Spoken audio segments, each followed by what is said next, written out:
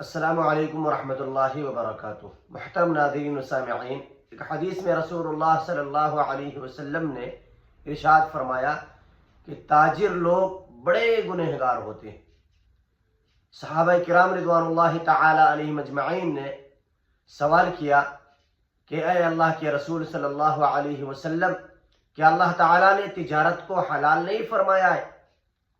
اللہ کے رسول صلی اللہ علیہ وسلم نے ارشاد فرمایا کہ ہاں، تجارت کرنا حلال ہے، لیکن تاجر لوگ جھوٹ بولنے کی وجہ سے، قسمیں کھا کر اپنے سامان فروخت کرنے کی وجہ سے وہ گنہگار ہوتے ہیں۔ لہذا اے میرے تاجر بھائیوں، تجارت ایک بہت ہی بہترین عمل ہے، اسے جھوٹ بول کر کے، دھوکہ دے کر کے ضائع کرنے کی کوشش نہ کریں۔ السلام علیکم ورحمۃ اللہ